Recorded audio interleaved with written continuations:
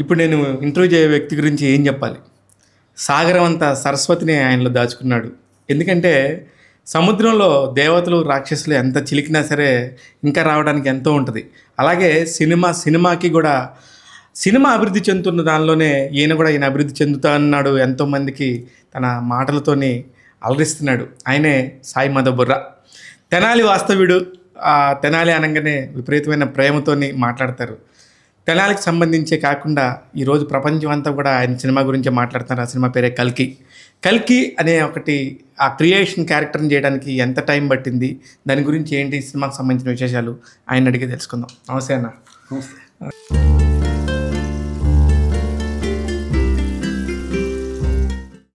సాయినా, congratulations first. ఎందుకంటే ఒక విలయతాండవం అంటారు కదా, అంతకుముందు మనం చూస్తే ఒక బాహుబలికో ఒక RRRకో అంటే రాజమౌళి లాంటి ఒక గ్రేట్ మేకర్స్కి మాత్రమే సాధ్యమైన ఆ నెంబర్స్ నాగశ్విన్ 2 సినిమాల కుర్రోడు. గట్టిగా మాట్లాడితే అంతే కదా, 2 సినిమాలు ఆయన చేసింది గతంలో. ఇది 3rd మూవీలో ఇంత సంచలనాలు సృష్టించడానికి మీలాంటి వాళ్ళందరూ కూడా తలా ఒక చేశారు.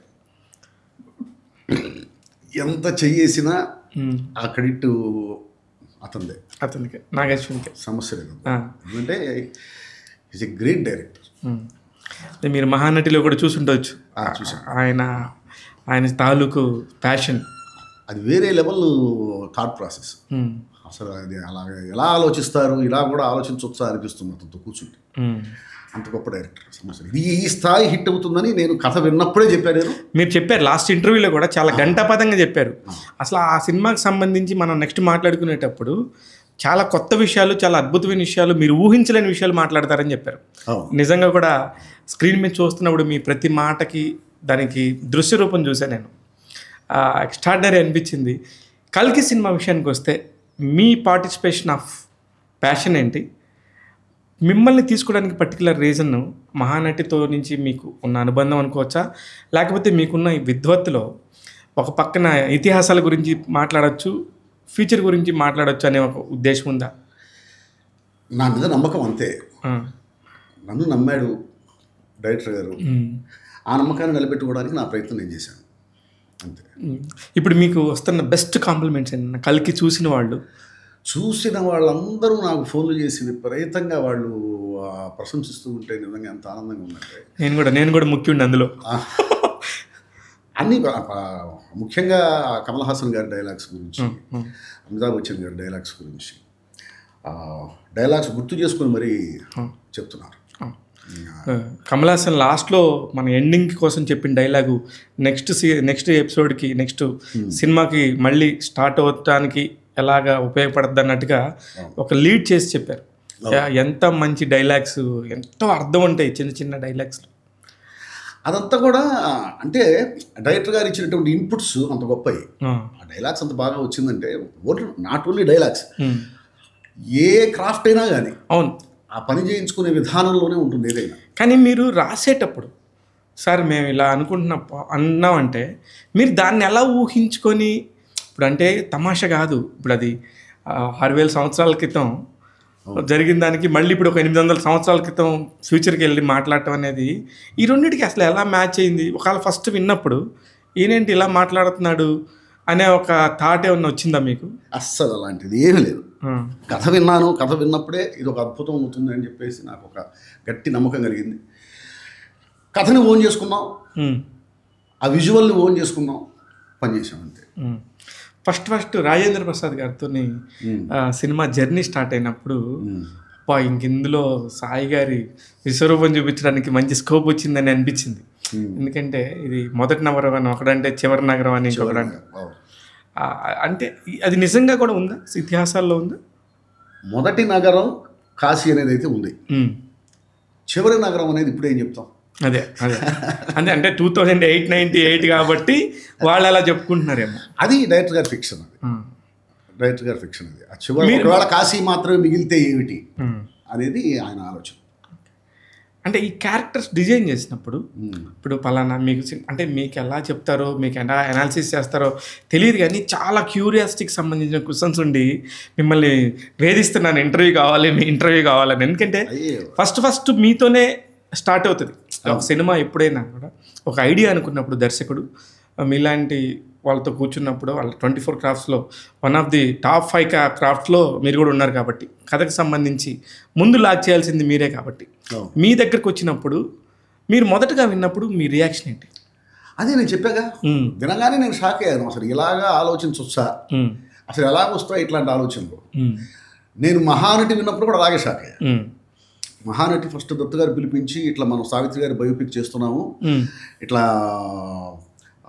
మా అల్లుడు డైరెక్షన్ చేస్తున్నాడు అన్నప్పుడు అప్పుడు అదే ఫస్ట్ టైం నేను నాగశ్విని గారిని చూడటం అదే ఫస్ట్ టైం.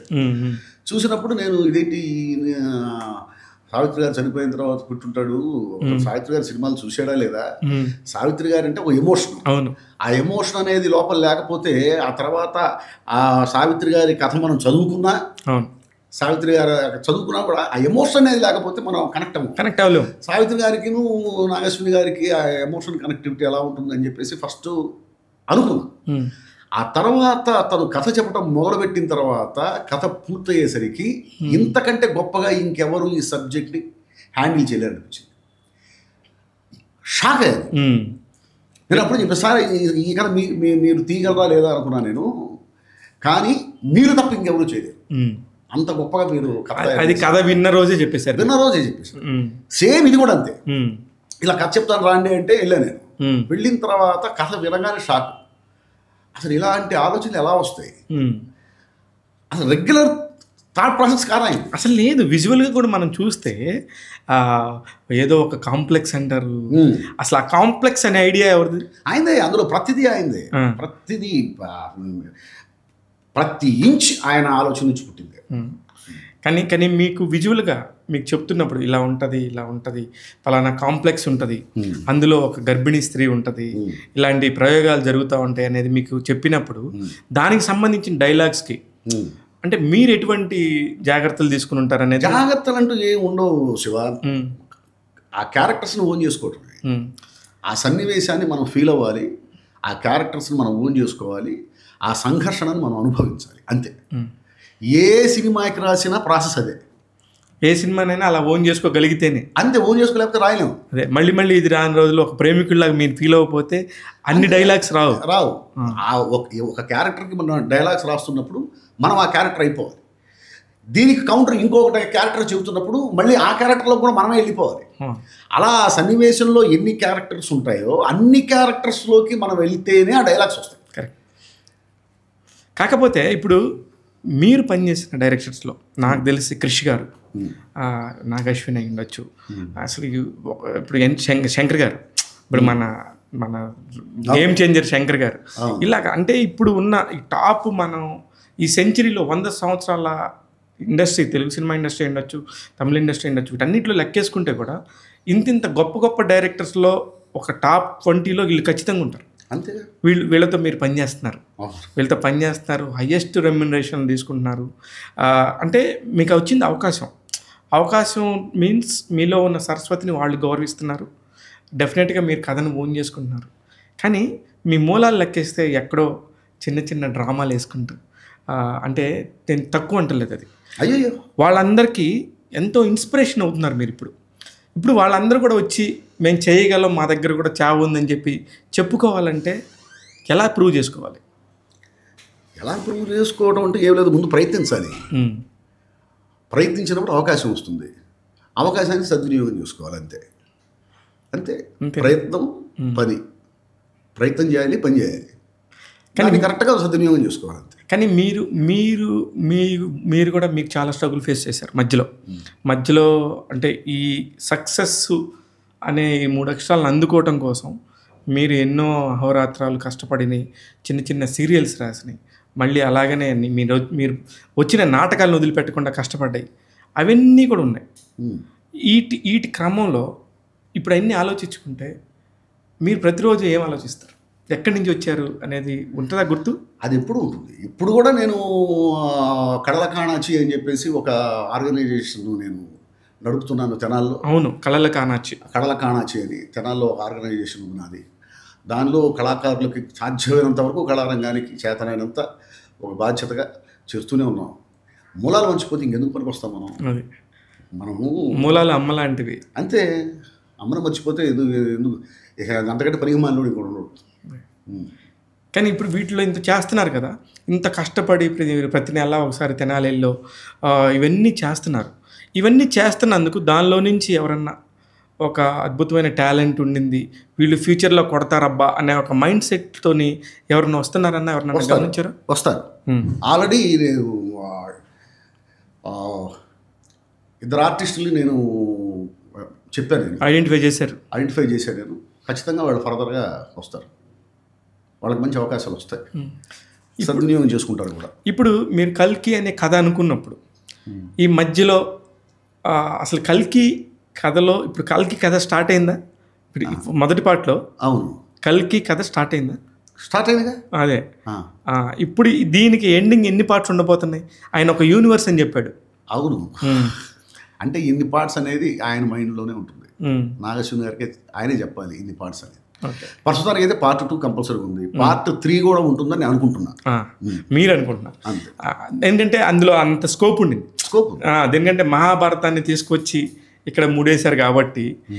కానీ మీరు మాట్లాడుతున్నప్పుడు కూడా నేను ఇంత అద్భుతం అని చెప్తాడు, ఈయనకి ఎంతో సినిమా తెలుసు, ఈయన ఎన్నో సినిమాలు చూశాడు కదా, ఇంత గంటాపదంగా ఎలా చెప్తున్నాడు అనిపించింది. కొంచెం ఎక్కువగా చెప్తున్నారేమో కల్కి మీద ప్రేమతో అనిపించింది. కానీ సినిమా చూసినాక స్టండ్. ఎలాగంటే అసలు ఎక్కడ 6000 సంవత్సరాలు వెనక్కి వెళ్ళాం, మళ్ళీ 800 సంవత్సరాలు ముందుకు వెళ్ళాం. ఈ పాస్ట్ ఇప్పుడు జరుగుతున్న దాని గురించి ఎక్కడ మాట్లాడుకోకుండా అది మాట్లాడటం అనే దాని మీద ఒక కత్తి మీద సామాన్య చెప్పాలి. దీనిలో ఈ సినిమాలో ఇప్పుడు మీకు నచ్చిన ఒక అద్భుతమైన డైలాగ్ అంటే ఏంటన్నా? అంటే నాకు నచ్చడం అంటే కమల్ హాసన్ గారు చెప్తారు, చావుకి నేను చాలా ప్రాణాలు ఇచ్చాను, అది నన్నేం చేయదు. అది నాకు బాగా నచ్చిన డైలాగ్. చావుకి నేను చాలా ప్రాణాలు ఇచ్చానని చెప్తారు ఆయన. అది నన్నేం చేయదు, అది నాకు బాగా నచ్చిన డైలాగ్. ఆయన చెప్పడం వల్ల ఆ డైలాగ్ విలువ ఇంకా పెరిగింది. కరెక్ట్, ఆయన చెప్పడం వల్ల. నేను కమల్ హాసన్ గారితో కూడా చేసే అదృష్టం ఈ సినిమాతో వచ్చింది. అవును, నిజమే. అమితాబ్ గారితో సైరా చేశాను. ఇది కమల్ హాసన్ గారితో, ప్రభాస్ గారితో, వీళ్ళిద్దరితో ఫస్ట్ టైం నేను చేయటం. నేను రాసిన డైలాగ్స్ వాళ్ళిద్దరు చెప్పడం అనేది ఫస్ట్ టైం. నాకు చిన్నప్పటి నుంచి కూడా కమల్ హాసన్ గారు అంటే బాగా ఇష్టం. సో ఇక ఆయన చెప్తుంటే అసలు ఇది కదా మన లైఫ్ అనిపించిందా? ఎక్కడన్నా ఒకసారి చెమర్చింది అన్నా కన్ను? అయ్యో చాలాసార్లు. ఆయన 2 సార్లు కనిపిస్తాడు సినిమాలో, 2 సార్లు కూడా అసలు గూస్ బంప్స్. ఇప్పుడు కల్కి సినిమా విషయానికి వస్తే, ఇప్పుడు మన అవతారాల్లో కల్కి అవతారం అనే దాని మీద మీకు తెలిసిన, అంటే మీరు అబ్జర్వ్ చేసింది కానీ, మీరు చదువుకొని మీరు అనుభవించింది కానీ, మీకు తెలిసింది ఎంతవరకు అన్న కల్కి గురించి? ఇప్పుడు రకరకాలు చెప్తున్నారు, తెలిసేది ఏం చెప్తున్నారు, అదే రకరకాలు. కొంతమంది పండితులు కల్కి ఎందుకు అలాగా, ఆయన అమితాబ్ బచ్చన్ అశ్వత్థామ క్యారెక్టర్ ఉంది కదా, అది ఎందుకు అలా మూసుకేసుకుంటాడు అనేది, ఇంకా ఇప్పటికే ఆయన బతికే ఉన్నాడు అనేది, ఇలాంటివన్నీ కూడా అశ్వత్థామ ఇంకా బతికే ఉన్నాడనే చెప్తారు. అదే ఇట్లాంటివన్నీ నిజమేనా అని? నిజమే. గాయాలు మానకుండా ఉంటాయి కాబట్టి అలా కట్టుకున్నట్టు చూపించారు. ఓకే, అందులో కృష్ణుడు ముందు శపిస్తాడు. అవును, కృష్ణుడు శపించింది 3000 సంవత్సరాల వరకే, కానీ ఇప్పుడు అయిపోయి కూడా 5000 సంవత్సరాలు దాటిపోయింది. ఇంకా 3000 సంవత్సరాలు అని ఎవరు చెప్పారు? అదే ఆయన ఎవరైతే మన కృష్ణతత్వం గురించి మాట్లాడే వాళ్ళు ఎవరైతే ఉన్నారో పండితులు, వాళ్ళు చెప్తున్నారు. అంటే రకరకాల వీడియోస్. అంటే శివ నేను ఒకటి చెప్తానంటావా, సినిమాని ఎప్పుడు సినిమాలానే చూడాలి. కరెక్ట్, సినిమాలానే చూడాలి. అసలు భారతం తీస్తున్నామని ఎక్కడన్నా చెప్పాడా? చెప్పలేదు. నాగేశ్వర గారు చెప్పలేదు కదా. చెప్పలేదు. భారతం గారు కదా చెప్పింది. ఇప్పుడు చూసింది నిజమని కూడా ఎక్కడ చెప్పలేదు కదా. ఇలాగే ఖచ్చితంగా జరుగుతుందని కూడా ఎక్కడ చెప్పలేదు కదా. అది కేవలం ఫిక్షన్ని మనం ఎట్లాగైనా చేయొచ్చు. ఇప్పుడు కొంతమంది అడుగుతారు, ఏది అశ్వత్థామకిను కర్ణుడికి అంత ఫ్రెండ్షిప్ ఎక్కడిది. ఇప్పుడు రాముడికి ఆంజనేయుడికి యుద్ధం జరిగినట్టు ఒక నాటకం ఉంది, రామాంజనేయ యుద్ధం. కరెక్ట్ కదా. అది రామాయణంలో ఎక్కడ లేదు. అవునా? రాముడికి ఆంజనేయ స్వామికి ఎప్పుడు కూడా ఎక్కడ యుద్ధం జరగల. అదొక ఫిక్షన్, అంతే. అదొక ఫిక్షన్. అంటే మహాభక్తుడైనటువంటి ఆంజనేయ స్వామికి, ఆయన భగవంతుడైనటువంటి రాముడికి యుద్ధం పెట్టినప్పుడు వీళ్ళిద్దరి మధ్య ఫ్రెండ్షిప్ పెడితే ఏంటి? అది కవి స్వేచ్ఛ, ఒక క్రియేటర్కి ఉండేటువంటి ప్రైవసీ. అంతేగాని అది ఎమోషన్ కన్వే అయిందా లేదా, మనం చెప్పాలనుకుంది కరెక్ట్గా వెళ్ళిందా లేదా, ఎంటర్టైన్ చేయగలిగామా లేదా అనేది ఇంపార్టెంట్ ఇక్కడ. కరెక్ట్. లేదా సినిమా అనేది అంతే కదా, సినిమా అనేది ఒక అబద్ధం, ఒక అందమైన బ్యూటిఫుల్ విజువలైజేషన్ అబద్ధం అది, దాన్ని మనం అలానే ఆస్వాదించాలి. అంతేగాని వీళ్ళు సినిమాలా కాకుండా ఇంకొకలాగా చూడకూడదు. మనం తీసింది డాక్యుమెంటరీ కాదు, ఒక కమర్షియల్ ఫార్మేట్ తోని ఒక ఎంటర్టైన్మెంట్ సినిమా. అది ఎంతవరకు అది బాగుందా లేదా, అక్కడ కరెక్ట్గా ఎమోషన్ కన్వే అయిందా లేదా అనేది ఇంపార్టెంట్. 100% కన్వే అయింది. అందుకే చూస్తున్నారు. ఇప్పుడు చూస్తున్న పిచ్చాడు కాదు కదా. కాదు, ఇప్పుడు 5 రోజుల్లో 600 కోట్ల రూపాయల మార్కుని దాటతాం.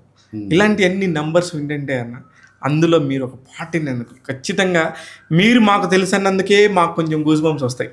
మీకు ఎలా ఉంటుంది ఆ ఫీలింగ్? అంతే బాగుంటుంది, గర్వంగా ఉంటుంది కదా. అవును, గర్వంగా ఉంటుంది. మీకు డైరెక్ట్ కూడా ఇందులో భాగస్వామిని అని చెప్పుకోవడానికి కూడా చాలా గర్వంగా ఉంటుంది. కానీ ఇప్పుడు ఈ దీనిలోకి సంబంధించి నాగేశ్వన్ గారు కానీ అశ్విని దత్ గారు కానీ సినిమా అయిపోయిన సినిమా పనిచేశారు, కష్టపడ్డారు, అదంతా ఒక ఎత్తు అయితే, ఇదంతా అయిపోయిన తర్వాత ప్రభాస్ గారు కానీ ఇంకా ఎవరినన్నా మీకు కలిసిన తర్వాత ఏం మాట్లాడారు? ఈ సక్సెస్ని వాళ్ళు ఎలా షేర్ చేసుకున్నారు? చాలా హ్యాపీగా మాట్లాడుకుంటాం కదా. అయితే ప్రభాస్ గారితో ఇంకా నేను మాట్లాడలేదు. ఓకే. ఎందుకంటే నేను లొకేషన్కి వెళ్ళింది చాలా తక్కువ. అదే డైరెక్టర్ గారు కానీ దత్తు గారు కానీ ఎప్పుడు టచ్లో ఉంటారు. వాళ్ళు ఇచ్చే ఫీడ్బ్యాక్ వాళ్ళు ఇస్తూ ఉంటారు. చాలా హ్యాపీగా ఉంది అసలు ఈ సినిమాకి పనిచేసినందుకు. చాలా గర్వంగా ఉంది అసలు. నా పిల్లలు ఫోన్ చేసి ఆ సినిమా డైలాగ్ రైటర్ మా నానే అని చెప్పి ఫోన్ చేసి వాళ్ళ ఫ్రెండ్స్ చెప్తూ ఉంటే ఇంతకంటే ఏం కావాలి, పిల్లల దగ్గర గెలిచేసాం. ఇది బాగుందన్న, నిజంగానే మీరు ఒక జెర్సీ ఫాదర్ అయిపోయారు. అయితే అద్భుతమైన ఫీలింగ్ కదా అది. ఇప్పుడైతే ఈ సినిమాలో ఒక్కొక్క క్యారెక్టర్స్ అలా అలా వస్తున్నప్పుడు, ఈ ఉదాహరణకు తీసుకుంటే రామ్ గోపాల్ వర్మ గారు వచ్చినప్పుడు ఒక్కసారిగా థియేటర్ అంతా గొల్లుమంది. అంటే ఆ మనిషి తాలూకు ఎవరు ఊహించినప్పుడు, మనం కూడా చిన్నప్పుడు చాలా సినిమాల్లో చూస్తూ ఉంటాం, సడన్గా ఒక తెలిసిన హీరో, తెలిసిన మగం, అరే ఈయనున్నాడా అనే ఒక ఫీలింగ్, యాంగ్జైటీకి లోన్ అవుతాం కదా.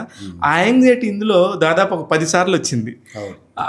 అవన్నీ తీసుకొచ్చినప్పుడు కూడా మీరు సినిమా చూసినప్పుడు మీరు ఎలా అనిపించారు దాన్ని? అంతేగా 100%.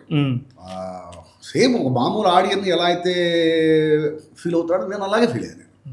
నేను సినిమా చూసేటప్పుడు రైటర్గా నేను చూడను, ఓకే, ఆడియన్గానే చూస్తాను. అలానే మీరు అప్పుడు ఎంజాయ్ చేయగలుగుతారు. అంతే. ఇక్కడ మీ కల్కి సినిమా విషయానికి వస్తే, మీరు బాగా అరే ఇది చాలా కష్టంగా ఉంది అన్న ఫీల్ అయిన సందర్భం ఏంటి?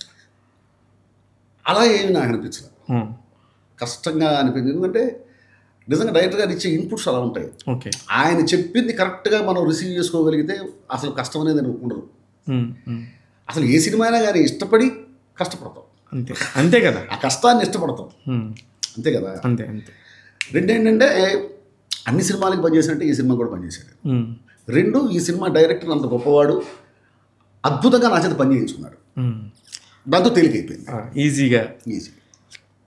ఇప్పుడు ఈ సినిమాకి సంబంధించి ఇప్పుడు కొత్త పిల్లలు, ఇప్పుడు చిన్నపిల్లలకి ఇతిహాసాల గురించి అంత తెలియకపోవచ్చు, వాళ్ళందరూ కూడా ఓన్ చేసుకొని ఒక్కొక్క సెక్షన్ ఆఫ్ ఆడియన్స్ ఒక్కొక్క సెక్షన్ని ఇష్టపడుతున్నారు. చిన్నపిల్లలు ఆ యుద్ధాలను కానీ వాటిని కానీ ఈ మిషన్స్ని కానీ, ట్రాన్స్ఫార్మర్స్లో ఉన్న ఒక సినిమా టెక్నాలజీని ఈ సినిమాకి యూజ్ చేశారు. ఆ కారు బుజ్జి సడన్గా పెద్దగా అవటం కానీ ఇట్లాంటివన్నీ కూడా ట్రాన్స్ఫార్మర్స్ సినిమాకి సంబంధించినవి. ఇలాంటి విజువల్స్ అన్నీ కూడా మీకు ఫస్ట్ నుంచి చెప్పారా డీటెయిలింగ్? ముందు నుంచి అసలు స్క్రీన్ మీద ఏదైతే కనిపిస్తుందో అవన్నీ కూడా డీటెయిల్గా చెప్తాడు ఆయన. ఓకే, ఏది హైడ్లో ఉంచు. ఎన్ని గంటల సేపు పాట మీకు కథ చెప్పుంటారు? కరెక్ట్గా కథ ఫస్ట్ మామూలుగా ఒక లైన్ లాగా చెప్పేశారు. ఆ తర్వాత సీన్ బై సీన్ చెప్పారు. సీన్ బై సీన్ చెప్పినప్పుడు ఒక 2.5 hours అట్లా. సినిమాలో మనకు ఎంతసేపు ఉందో అంత బ్యూటిఫుల్ విజువలైజేషన్ చేస్తుంటారు. ఇకపోతే సాయి మాధవ్ బుర్రా వరుసగా ఇప్పుడు ఇంకా మొన్నటిదాకా ప్రభాస్ సినిమా చేయలేదనుకున్నాం, 2021లో అది కూడా అయిపోయింది, ప్రభాస్ సినిమా కూడా ఓకే అయింది. గేమ్ చేంజర్ నెక్స్ట్ రాబోయే cinema, top film game changer.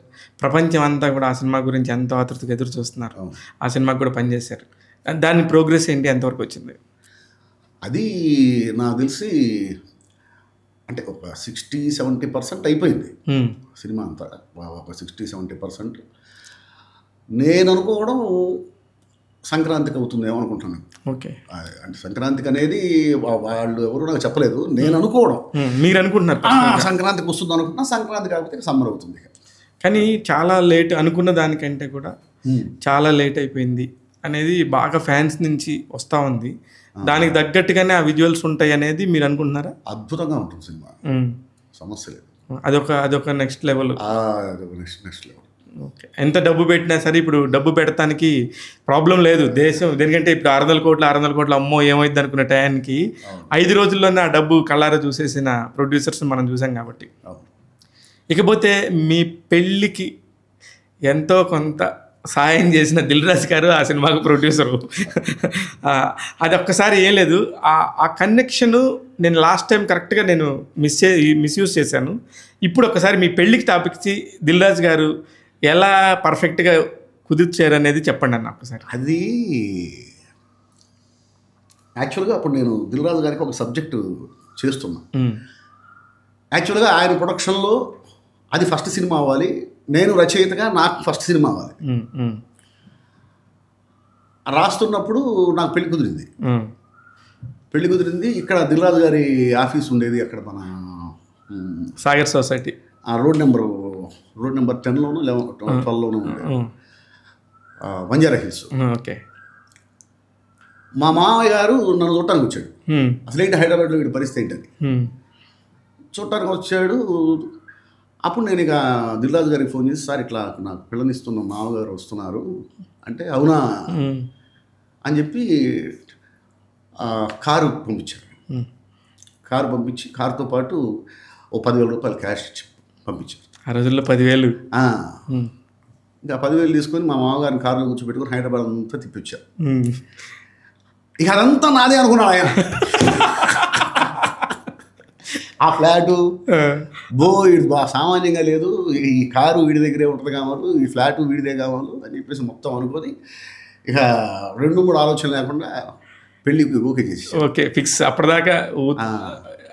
ఆ తర్వాత సరే అది కొన్ని కారణాల వల్ల అది జరగలేదు ఆ ప్రాజెక్టు. ఆ తర్వాత మళ్ళీ నేను పెళ్ళైన తర్వాత మళ్ళీ వచ్చి అవకాశాల కోసం రూమ్ తీసుకొని ఉంటున్నప్పుడు మళ్ళీ వచ్చాడు ఆయన.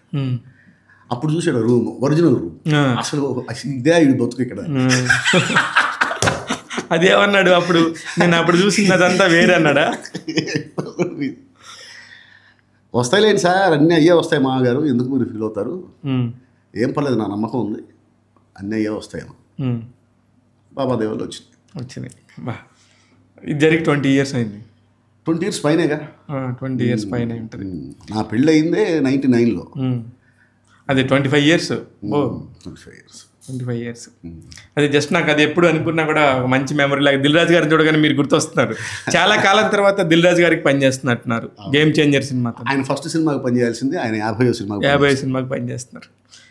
ఇకపోతే ఈ అమితాబ్ బచ్చన్ గారి క్యారెక్టర్, అమితాబ్ బచ్చన్ క్యారెక్టరే మెయిన్ హీరో అంటున్నారు.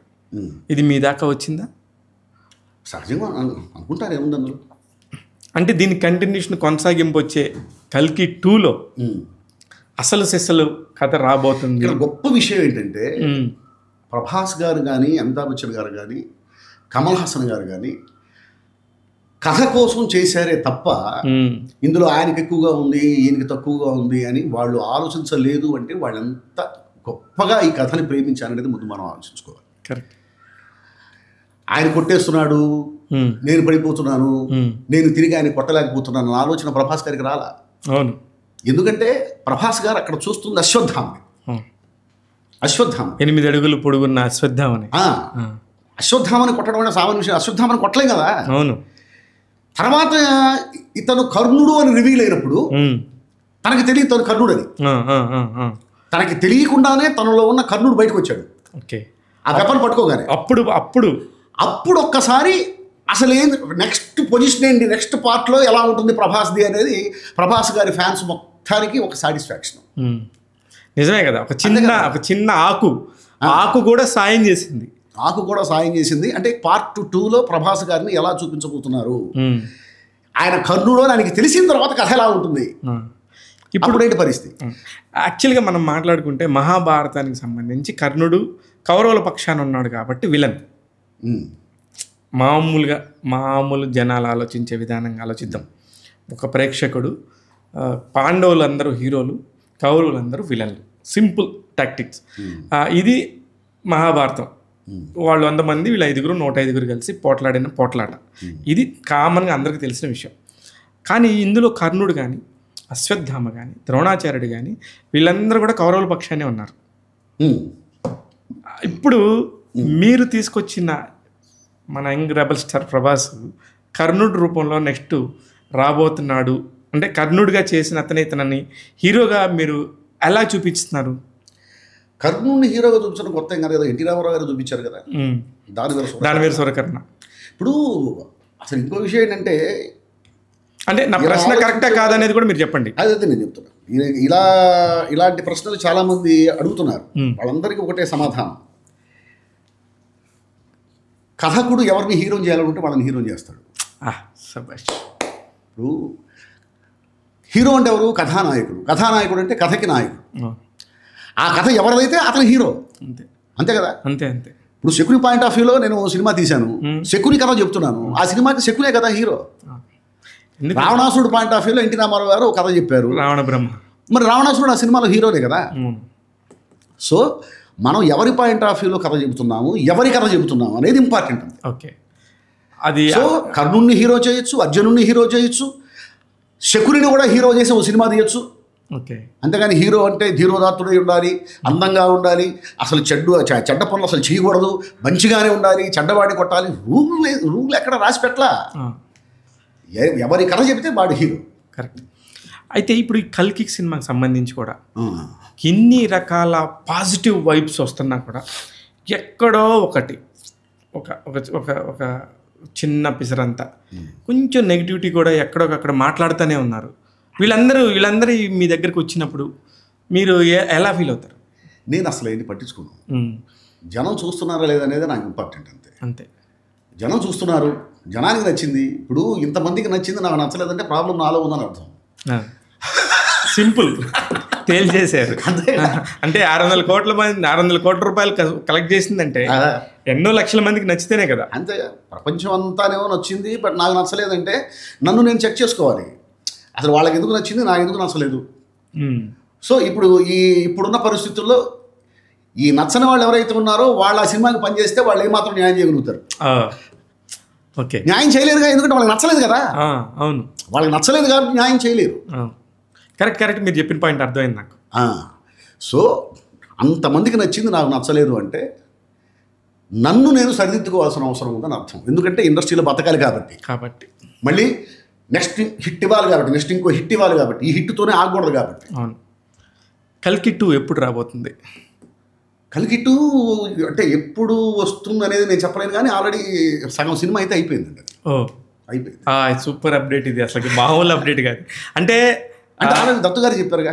అదే నేను అంటుంది. అంటే సర్ప్రైజింగ్. అంటే దత్తు గారు ప్రొడక్షన్ సైడ్ నుంచి చెప్పడం వేరు, యాజ్ ఎ టెక్నికల్గా మీరు యాజ్ ఎ రైటింగ్లో ఉన్నారు కాబట్టి ఇదంతా కూడా సగం సినిమా అయిపోయింది. అంటే మళ్ళీ త్వరలోనే ఇంకొక 1 yearలోనే కల్కి 2ని మనం చూడొచ్చేమో. చూడొచ్చని అనుకుంటున్నా. ఓకే, అందులో ఇంకెలాంటి సర్ప్రైజెస్ ఉండబోతున్నాయో? ఏదన్నా అద్భుతంగా ఉంటుంది, వేరే లెవెల్. అలాగే ఇప్పుడు విజయ్ దేవరకొండని తీసుకొచ్చినప్పుడు కానీ, రాజమౌళి గారిని తీసుకొచ్చినప్పుడు కానీ అసలు థియేటర్ అంతా గొల్లు మంది. ఇప్పుడు విజయ్ దేవరకొండ ఫ్యాన్స్ కూడా చాలా ఎంజాయ్ చేస్తున్నారు. ఏంటంటే ఇప్పుడు ఒక ఫ్యాను ఇంకొక ఫ్యాన్ అని చెప్పి కొట్టుకునే ఒక కల్చర్ నుంచి ఒక అద్భుతమైన సినిమా విజువల్ మీద కనబడుతుంటే దాన్ని చూసి ఎంజాయ్ చేసే ప్రేక్షకులు మనకి ఇప్పుడు తయారవుతున్నారు. తెలుగులో ఎస్పెషల్లీ తెలుగు సినిమా అనే దాన్ని విశ్వవిఖ్యాతం చేశారు కాబట్టి దీని అంతటికి కూడా చాలా హెల్ప్ అవుతుంది అనుకుంటున్నాను నేను. అవును, 100%. ఇప్పుడు మీరు ఫ్యూచర్లో ఇప్పుడు ఏమేమి సినిమాలు చేయబోతున్నారు? ఇప్పుడు ప్రస్తుతం క్రిష్ గారిది ఘాటి అనే సినిమా కూడా జరుగుతుంది. ఇంకా మన మల్లిని గోపిచంద్ అది ఉంది కదా, సన్నీ డియోల్ హిందీ, అది కూడా చేస్తున్నాను, అది రాస్తున్నాను. ఇంకా బాలీవుడ్ ప్రొడ్యూసర్ 2 సినిమాలు ఉన్నాయి, అది వాళ్ళే అప్డేట్ ఇస్తారు. Part 1, Part 2, అది కూడా 2 parts. పాన్ ఇండియా మూవీ అది. పాన్ ఇండియా మూవీ పౌరాణికం. ఏ ఇతిహాసం మీద అని చెప్తారు, అది వాళ్ళే చెప్తారు. మనం ఎందుకు క్యూరియాసిటీ. గేమ్ చేంజర్ ఎట్లాగా ఉండనే, గేమ్ చేంజర్ రేపు వస్తుంది. మన డిప్యూటీ సీఎం గారిది హరిహర వీరమల్లు కూడా మీరే చేశారు యాక్చువల్లీ. అంటే ఇప్పుడు రాయటం ఒక స్క్రిప్ట్ అంతా అయిపోయింది. అవును. డైరెక్టర్ మారుతున్నాడు కాబట్టి స్క్రిప్ట్ కూడా మళ్ళీ ఏమన్నా చేంజెస్ చేసుకోవచ్చు. ఇప్పుడు అది డైరెక్టర్ ఎందుకు మారుతున్నాడు అనే దాని మీద అని నాకు తెలియదు. మీకు సంబంధమే లేదు. కృష్ణ గారు బయటకు వచ్చారు అంతే. కానీ రాజకీయాలు అసలు మాట్లాడకూడదు, కానీ ఇప్పుడున్న రాజకీయ స్టేట్ మాట్లాడవచ్చు. దేనికంటే మనం సినిమా వాళ్ళం, సగం సినిమా ప్రపంచం అంతా కూడా రాజకీయాల చుట్టూ తిరుగుతుంది. ఈరోజు దేశం మొత్తం కూడా గర్వించే ఒక మంచి పొజిషన్లో పవన్ కళ్యాణ్ గారు ఉన్నారు. దీనికి సంబంధించి మీరు ఆయనతో కూడా పనిచేశారు కాబట్టి ఒకసారి ఆయనతో మీకున్న అనుభవాలు కానీ ఆయన గురించి కానీ. ఆయన గ్రేట్ పర్సన్ అండి శివ. ఆయన ఎన్సైక్లోపీడియా, దేని గురించి అయినా ఆయన మాట్లాడగలడు. అంటే సొసైటీకి ఏదో చెయ్యాలి, ఏదో తప్పన కేవలం ఒక చోట ఆగకూడదు. స్టార్ అవ్వాలనుకున్నాడు ఆయన, పవర్ స్టార్ అయిపోయాడు. విపరీతమైనటువంటి పేరు ప్రఖ్యాతులు ఉన్నాయి. దీనిలో ఇలాగే కంటిన్యూ అవ్వచ్చు. కోట్ల రూపాయల ఇన్కమ్ ఎన్ని వదులుకొని అటు ఎందుకు వెళ్తారు ఎవరైనా? ఎందుకు వెళ్తారంటే కేవలం అధికారం కోసం కాదు, అదొక బాధ్యత. ఏదో చెయ్యాలి, మంచి పేరు తెచ్చుకోవాలి, మన వల్ల 10 మందికి ఉపయోగపడాలి. ఇక్కడైతే ఒక స్థాయి వరకే మనం మంచి చేయగలుగుతాము. అదే అధికారం చేతిలో ఉంటే ఎక్కడికైనా చేయొచ్చు, ఏమైనా చేయొచ్చు, ఎంతమందికైనా చేయొచ్చు అనేటువంటి ఆలోచనే లేకపోతే అసలు ముందు అసలు రాజకీయ రంగంలోకి ఎవరు అడుగు పెట్టరని నేను అనుకుంటాను. కాకపోతే ఏంటంటే పాలసీ మ్యాటర్స్లో విభేదాలు ఉంటాయి, కానీ పాలిటిక్స్లోకి వెళ్ళేదైతే మాత్రం ఖచ్చితంగా ఏదో జనానికి చేద్దాం, మంచి పేరు తెచ్చుకుందామని వెళ్తారు.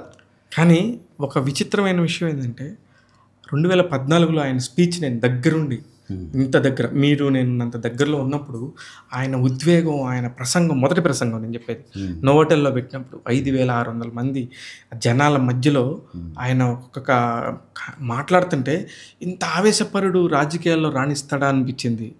కానీ ఒక్క సీటు కూడా రాని మనిషి ఇప్పుడు 100% సీట్లు సంపాదించిన భారతదేశంలో ఏకైక వ్యక్తిగా ఆవేశమే రాణిస్తుంది ఇప్పుడు కూడా రాజకీయాల్లో. ఇది కొత్త మాట అన్నా, నేను ఎప్పుడు వెళ్ళలేదు. ఆవేశం, ఆచరణ బాగుండాలంటే ఆవేశం ఉండాలి కదా. ఆవేశం అంటే కేవలం కోపం కాదు కదా. ఆవేశం అంటే ఎన్టీ రామారావు గారి కంటే ఆవేశపడలు ఎవరు లేరు. 9 నెలల్లో ముఖ్యమంత్రి అయిపోయాడు ఆయన. ఎన్నో సంస్కరణలు తీసుకొచ్చాడు. కరెక్ట్. అసలు అప్పటికే కిలో ₹2 బియ్యం అనేది తెలియదు. భారతదేశం మొత్తం కూడా ఎన్టీ రామారావు గారు పెట్టినటువంటి ప్రణాళికల్ని, ఆ సంస్కరణల్ని ఫాలో అయ్యారు. ఆయనలో ఉన్న ఆవేశం చేయించింది అదంతా. అలాగే కళ్యాణ్ గారికి కూడా ప్లస్ పాయింట్ కళ్యాణ్ గారిలో ఉన్న ఆవేశమే. ఎన్టీ రామారావు గారిలో ఉన్న ఆవేశం, కళ్యాణ్ గారిలో ఉన్న ఆవేశం దగ్గరగా ఉందంటాం. అంతేగా. కానీ ఒక్క సీటు కూడా గెలవలేని వ్యక్తిని ఎద్దేవా చేయించుకొని ఆ పంటి కింద బాధని అదిం పట్టుకొని ఒక్కసారిగా అలాగ వచ్చేసి చేయటంతోనే మొత్తం ప్రపంచం అంతా అతని గురించి ఆలోచిస్తూ ఉండింది. మీకు సంబంధించి చాలా దగ్గరగా చూశారు కాబట్టి మీరు ఆయనలో గమనించింది ఏంటన్నా? అదే నేను చెప్పాక అది చెప్పారు. అంటే ఇప్పుడు ఫ్యూచర్లో ఏం చేయబోతున్నారు ఆయన? మంచి పరిపాలన ఇవ్వబోతున్నారు. ఖచ్చితంగా మంచి జరుగుతుంది ఆయనకి. ఇంకా ఇంకా ఇంకా ఇంకా పేరు ప్రఖ్యాతులు వస్తాయి. కానీ ఒకవేళ ఈయనకు ఉన్నది 21 సీట్లే కదా, ఇంకా అవతల ఉన్న అధికారం ఉన్నవాళ్ళు ఇప్పుడిప్పుడే అధికార విభేదాలు కూడా స్టార్ట్ అవుతున్నాయి వాళ్ళకి. చిన్నగా జనసేన వర్సెస్ టీడీపీ. తెలియదు నేను తెలియదు. ఓకే. అంటే ఇతనికి పూర్తి స్థాయి అధికారం, స్వేచ్ఛ ఇస్తారని మీరు అనుకుంటున్నారా? ఇవ్వాలని అనుకుంటున్నాను. ఓకే. ఇవ్వరని అనుకోవట్లేదు, ఇవ్వాలని అనుకుంటున్నాను.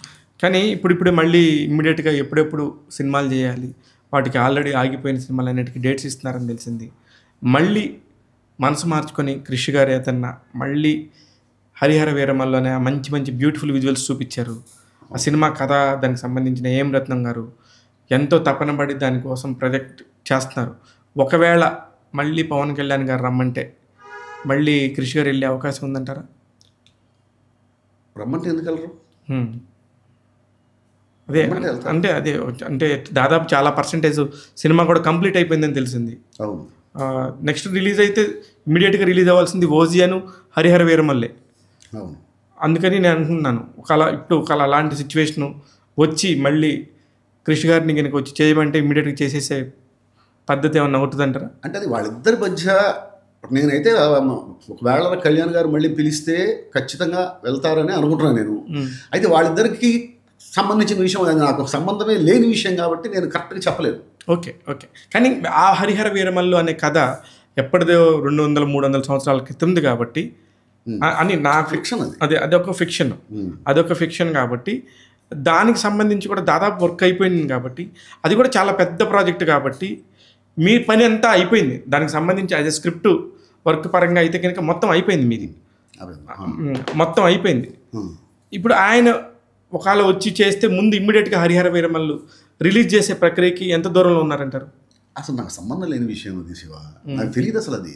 ఓకే. అసలు ఏం జరిగిందో తెలియదు, ఏం మాట్లాడుకున్నారో తెలియదు, కృష్ణ గారు ఎందుకు బయటకు వచ్చారో తెలియదు. ఇది తెలియకుండా నా దగ్గర లేని ఆన్సర్ నేనేం చెప్తాను? ఓకే. ఓకే. అసలు నాకు తెలియని విషయం అది. 'కల్కికి' సంబంధించి లాస్ట్ వరకు నేను చెప్తాను. స్క్రిప్ట్ అద్భుతంగా వచ్చింది, there is no doubt at all. అవును. ఇప్పుడు డైరెక్టర్ మారుతున్నాడు కాబట్టి స్క్రిప్ట్ కూడా మారచ్చు. అప్పుడు మళ్ళీ మీరు ఉండరు స్క్రిప్ట్లో, వేరే డైరెక్టర్ వస్తే? ఏమో నాకు తెలీదు. డైరెక్టర్ ఒకవేళ సాయి గారు మీరే రాయండి అంటే నేను రాయొచ్చు, లేదు ఆ డైరెక్టర్ సింక్ అయిన రైటర్ వేరే ఉంటే వేరే రాయించుకోవచ్చు. ఇదంతా ప్రాసెస్ కదా. అవును. అదే. అయితే లాస్ట్ క్వశ్చన్ సార్, 'కల్కి 2లో ఇప్పుడు ఇన్ని అద్భుతాలు చూసాం, 'కల్కి 2లో ఏమేమి చూడబోతున్నాం? ఒక్కటి. అదంతా కూడా ఆయనే చెప్పాలి, అని మనం చెప్పకూడదు. సినిమా అయితే అద్భుతంగా ఉంటుంది, there is no doubt at. ఇప్పుడు 'బాహుబలి 1, బాహుబలి 2 కంపేర్ చేస్తే 'బాహుబలి 1' ఒక 700 కోట్లు అలా కలెక్ట్ చేసేస్తే 'బాహుబలి 2' 2000 కోట్ల రూపాయలు కలెక్ట్ చేసింది. అంటే నాకు తెలిసిన లెక్కల ప్రకారం ఇప్పుడు ఇది కూడా ఇది 'కల్కి' ఫస్ట్దే, ఇంకా సునామీ ఆగలేదు. దీనికి మించి 'కల్కి 2' ఉండబోతుందా? ఉంటుందా? దీనికి మించి ఉంటుంది. సూపర్ సార్, నాకు అడగంగానే టైం ఇచ్చారు. మళ్ళీ మీరు ఇంతటితో వదిలిపెట్టకూడదు, మళ్ళీ మీరు మాకు ఇస్తూనే ఉండాలి. దేనికంటే మీ దగ్గర ఎంతో విజ్ఞం, ఎంతో సరస్వతి ఉంది. మాకు అప్పుడప్పుడు వచ్చి మా ప్రేక్షకులకు మీరు అందిస్తూ ఉండాలని చెప్పి మనస్ఫూర్తిగా కోరుకుంటున్నాం. All the very best Sai గారు. Thank you Shiva. Thank you. చూశారుగా, ఇలాంటి ఒక అద్భుతమైన టాలెంట్ ఉన్న సరస్వతి పుత్రుడిని ఇప్పుడే ఇంటర్వ్యూ చేశాము. ఇట్లాగా 'కల్కి 2లో ఇంకా ఎలాంటి అద్భుతాలు జరుగుతున్నాయో ఒక్కొక్కటి మళ్ళీ మీకు వచ్చి చెప్తానంటున్నారు. ట్యాగ్ తెలుగు ప్రేక్షకులు చూస్తూనే ఉండండి. నేను మీ శివ మల్లాల.